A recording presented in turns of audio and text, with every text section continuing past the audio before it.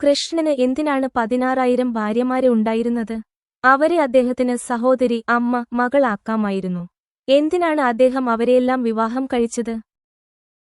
ഒരു ഉത്തമ ഗൃഹസ്ഥനെന്ന നിലയിൽ എല്ലാവരെയും ഒരുപോലെ തൃപ്തിപ്പെടുത്താൻ കഴിയുമെങ്കിൽ മാത്രമേ ഒരാൾക്ക് നിരവധി ഭാര്യമാർ ഉണ്ടാകൂ. അല്ലാത്തപക്ഷം അത് അനുവദനീയമല്ല. രുക്മിണി, സത്യഭാമ, ജാംബവതി, കാളിന്തി, മിത്രവിന്ദ, നഗ്നജിതി, ഭദ്ര, ലക്ഷണ എന്നിങ്ങനെ 8 തത്വഭാര്യമാരായിരുന്നു കൃഷ്ണന്. ദ്വാപരയുഗത്തിൽ വിഷ്ണുവിന്റെ വരാഹാവതാരവും ഭൂമിദേവിയുടെ പുത്രനുമായ നരകാസുരൻ എന്നും ഭൗമാസുരൻ എന്നും അറിയപ്പെടുന്ന ഒരു അസുരനുണ്ടായിരുന്നു. ഇന്ന് അസം എന്നറിയപ്പെടുന്ന പ്രാഗ്ജ്യോതിഷപുരത്തിന്റെ അധിപനായിരുന്നു അദ്ദേഹം. തന്റെ അമ്മയില്ലാതെ മറ്റാർക്കും തന്നെ കൊല്ലാൻ കഴിയില്ലെന്ന് ബ്രഹ്മാവ് നരകാസുരന് വരം നൽകിയിരുന്നു. കാലക്രമേണ അവൻ വളരെ ശക്തനും മാന്ത്രികവിദ്യയിൽ പ്രാവീണ്യമുള്ളവനുമായി മാറി.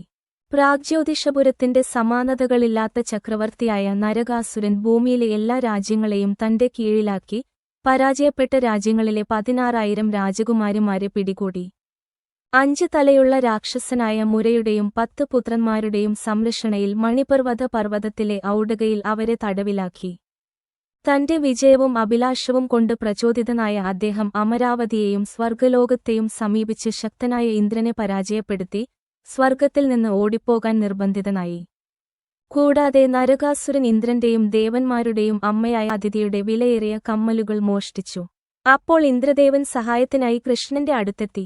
നരകാസുരൻ കൊല്ലപ്പെടുമെന്ന് കൃഷ്ണൻ അദ്ദേഹത്തോട് പറഞ്ഞു.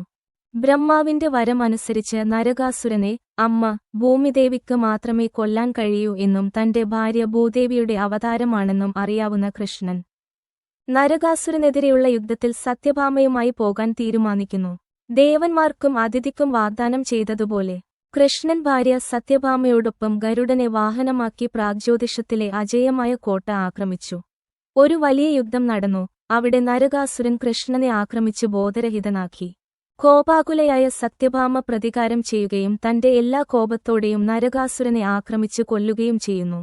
ഭൂദേവിയുടെ അവതാരമായും അങ്ങനെ നരകാസുരന്റെ അമ്മയായും ബ്രഹ്മാവിന്റെ വരത്തെ ആദരിച്ചുകൊണ്ട് ഭൂമിയിൽ നിന്ന് അവന്റെ ഭീകരതകളെ മോചിപ്പിക്കാൻ അവൾക്ക് കഴിഞ്ഞു. കൃഷ്ണൻ ബോധരഹിതനാകുന്ന തമാശ കളിച്ചില്ലെങ്കിൽ സത്യഭാമ ഒരിക്കലും നരകാസുരനെ കൊല്ലുമായിരുന്നില്ല.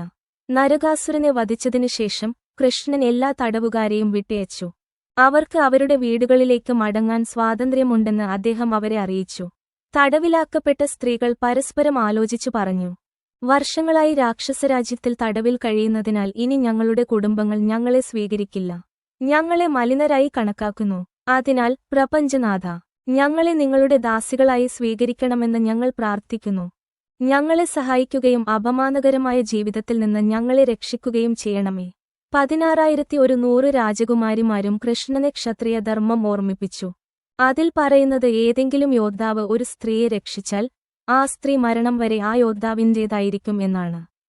അതിനാൽ മറ്റാരും തങ്ങളെ വിവാഹം കഴിക്കില്ലെന്നും അദ്ദേഹം അവരെ സ്വീകരിച്ചില്ലെങ്കിൽ അവർ ഒരുമിച്ച് ജീവിതം അവസാനിപ്പിക്കുമെന്നും അവർ കൃഷ്ണനോട് അപേക്ഷിച്ചു. എല്ലാ വശങ്ങളും പരിഗണിച്ച് ശ്രീകൃഷ്ണൻ എല്ലാ സ്ത്രീകളെയും തന്റെ നിയമപരമായി വിവാഹം കഴിച്ച ഭാര്യമാരായി സ്വീകരിച്ചു. അങ്ങനെ അവർക്ക് മാന്യമായ ജീവിതം നയിക്കാൻ കഴിയും. ആരും അവരെ ചൂഷണം ചെയ്യാൻ ധൈര്യപ്പെട്ടില്ല. അദ്ദേഹത്തിന്റെ എല്ലാ ഭാര്യമാരും സാധാരണ സ്ത്രീകളായിരുന്നില്ല. അദ്ദേഹത്തിന്റെ തത്വഭാര്യമാർ മഹാലക്ഷ്മി ദേവിയുടെ വികാസമായിരുന്നു. ബാക്കി 16,100 ഭാര്യമാർ ശ്രീകൃഷ്ണനെ വിവാഹം കഴിക്കാൻ ആഗ്രഹിച്ച അപ്സരസ്സുകളായിരുന്നു. ഒടുവിൽ ദ്വാപരയുഗത്തിൽ അവരുടെ ആഗ്രഹം സഫലമായി. ഓരോരുത്തരുമായും അദ്ദേഹം ദാമ്പത്യ സ്നേഹം സ്ഥാപിച്ചു. എത്ര ഭാര്യമാരുണ്ടോ അത്രയും രൂപങ്ങളിലേക്ക് അദ്ദേഹം സ്വയം വികസിച്ചു. വേദവിധികൾക്കും അക്കാലത്തെ സാമൂഹിക നിയമങ്ങൾക്കും ആചാരങ്ങൾക്കും അനുസൃതമായി നിയമങ്ങളും പ്രതിബദ്ധതകളും പാലിച്ചുകൊണ്ട് അവരോടൊപ്പം ഒരു ഉത്തമ ഗൃഹസ്ഥനായി ജീവിച്ചു.